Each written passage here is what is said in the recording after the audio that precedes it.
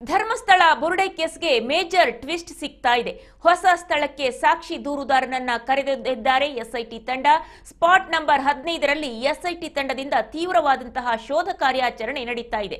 15ನೇ ಪಾಯಿಂಟ್ನಲ್ಲಿ ಶೋಧಕ್ಕಾಗಿ ಮುಂದಾಗಿದ್ದಾರೆ ಕಾರ್ಮಿಕರು. ಶೋಧಕ್ಕಾಗಿ ಗುದ್ದಲಿ ಬಿಕಾಸಿ ಕೊಂಡೊಯ್ದಿದ್ದಾರೆ ಕಾರ್ಮಿಕರು. ಧರ್ಮಸ್ಥಳ ಬುರುಡೆ ಕೇಸ್ಗೆ ಇದೀಗ ಮೇಜರ್ ಟ್ವಿಸ್ಟ್ ಸಿಗ್ತಾ ಇದೆ.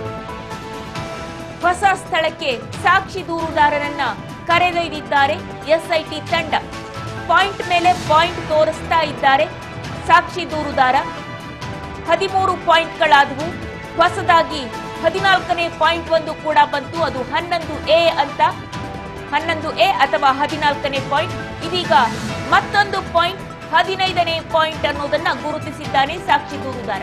ಹಾಗಾಗಿ ಅದರ ಶೋಧಕ್ಕೂ ಕೂಡ ಎಸ್ಐಟಿ ಮುಂದಾಗಿದೆ. ಅದಕ್ಕಾಗಿ ಕಾರ್ಮಿಕರು ಗುದ್ದಲಿ ಪಿಕಾಸಿ ಹಾರೆ ಎಲ್ಲವನ್ನ ತೆಗೆದುಕೊಂಡು ಹೊರಟಿದ್ದಾರೆ.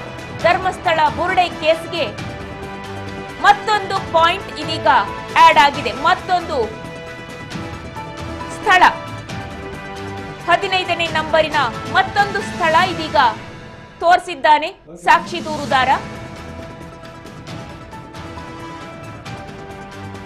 ಸ್ಪಾಟ್ ನಂಬರ್ 15ರಲ್ಲಿ ಎಸ್ಐಟಿ ತಂಡದಿಂದ ತೀವ್ರವಾದಂತಹ ಶೋಧ ಕಾರ್ಯಾಚರಣೆ ನಡೀತಾ ಇದೆ. ಧರ್ಮಸ್ಥಳದಲ್ಲಿ ಶವಹೂತ ಆರೋಪಕ್ಕೆ ದಿನಕ್ಕೊಂದು ಟ್ವಿಸ್ಟ್ ಸಿಗ್ತಾ ಇದೆ. ಹೊಸ ಜಾಗವನ್ನ ಮಾರ್ಕ್ ಮಾಡಿದ್ದಾನೆ ಮಾಸ್ಕ್ ಮ್ಯಾನ್. ಗೋಂಕ್ರಥಾರ್ ಪ್ರದೇಶದಲ್ಲಿ ಎಸ್ಐಟಿ ಅಧಿಕಾರಿಗಳು ಶೋಧವನ್ನ ನಡೆಸ್ತಾ ಇದ್ದಾರೆ. ಕಲ್ಲೇರಿ ಪಕ್ಕದಲ್ಲಿರುವ ಬೋಳಿಯಾರ್ ಗ್ರಾಮದ ಗೋಂಕ್ರಥಾರ್ ಅನ್ನುವಂತಹ ಜಾಗ. ಕಲ್ಲೇರಿ ಅಂತ ಹೇಳ್ತಾ ಇದ್ರಲ್ಲ ಇಷ್ಟು ದಿನ. ಆ ಕಲ್ಲೇರಿ ಪಕ್ಕದಲ್ಲಿರುವ ಬೋಳಿಯಾರ್ ಗ್ರಾಮ ಇದೆ. ಅಲ್ಲೊಂದು ಬೋಳಿಯಾರ್ ಅನ್ನುವಂತಹ ಗ್ರಾಮ ಇದೆ. ಆ ಬೋಳಿಯಾರ್ ಗ್ರಾಮದ ಗೋಂಕ್ರಥಾರ್ ಅನ್ನುವಂತಹ ಜಾಗದಲ್ಲಿ 15ನೇ ಪಾಯಿಂಟ್ ಅನ್ನ ಮಾರ್ಕ್ ಮಾಡಿದೆ ಎಸ್ಐಟಿ ತಂಡ. ಮೀನ್ಸ್ ಸಾಕ್ಷಿ ದೂರುದಾರ ಅನಾಮಿಕ ಮುಸುಕುದಾರಿ ವ್ಯಕ್ತಿ ತೋರಿಸಿದಂತಹ ಜಾಗವನ್ನ 15ನೇ ಪಾಯಿಂಟ್ ಅಂತ ಹೇಳಿ ಮತ್ತೊಂದು ಪಾಯಿಂಟ್ ಅನ್ನ ಗುರುತು ಮಾಡಿಕೊಂಡಿದೆ ಎಸ್ಐಟಿ ತಂಡ. ಹಾಗಾಗಿ ಆ ತಂಡವನ್ನ ಶೋಧ ಮಾಡೋದಕ್ಕೆ ಇವತ್ತು ಕಾರ್ಮಿಕರನ್ನ ಕರೆದುಕೊಂಡು ಹೋಗಿದ್ದಾರೆ. Puttur SP Stella Varghese, ತನಿಖಾಧಿಕಾರಿ ದಯಾಮ ಹಾಜರಾಗಿದ್ದಾರೆ. Puttur SP Stella Varghese ಜೊತೆಯಲ್ಲಿ ತನಿಖಾಧಿಕಾರಿ ಇನ್ಸ್ಪೆಕ್ಟರ್ ದಯಾಮ ಕೂಡ ಹಾಜರಾಗಿದ್ದಾರೆ. ಎಸ್ಐಟಿ ತಂಡದ ಇನ್ಸ್ಪೆಕ್ಟರ್ ದಯಾಮ ಆ ಸ್ಥಳದಲ್ಲಿ ಹಾಜರಾಗಿದ್ದಾರೆ. ಪಾಯಿಂಟ್ ನಂಬರ್ 15 ಬೋಳಿಯಾರ್ ಗ್ರಾಮದ ಗೋಂಕ್ರಥಾರ್ ಅನ್ನುವಂತಹ ಪ್ರದೇಶ, ಅಲ್ಲಿ ತನಿಖೆಯನ್ನ ನಡೆಸೋದಕ್ಕೆ ಮುಂದಾಗಿದ್ದಾರೆ. 15ನೇ ಪಾಯಿಂಟ್ ಅನ್ನ ಮಾರ್ಕ್ ಮಾಡಿದೆ ಎಸ್ಐಟಿ ತಂಡ. ಇನ್ನು ಎಷ್ಟು ಪಾಯಿಂಟ್ ಅನ್ನ ಮಾರ್ಕ್ ಮಾಡ್ತಾರೆ ಗೊತ್ತಿಲ್ಲ.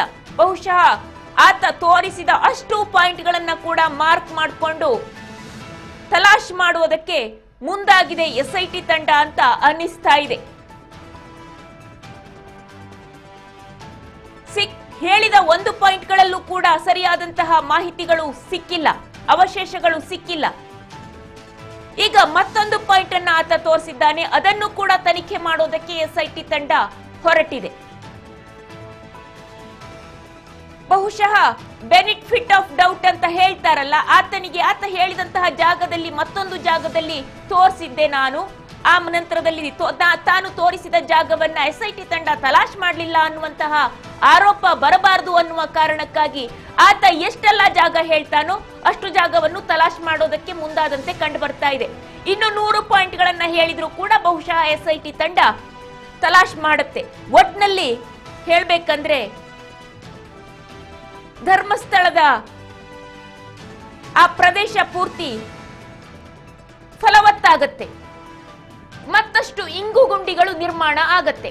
ಪಕ್ಕ ಮತ್ತಷ್ಟು ಇಂಗುಗುಂಡಿಗಳು ನಿರ್ಮಾಣ ಆಗತ್ತೆ. ಭೂಮಿ ಮತ್ತಷ್ಟು ಫಲವತ್ತಾಗತ್ತೆ.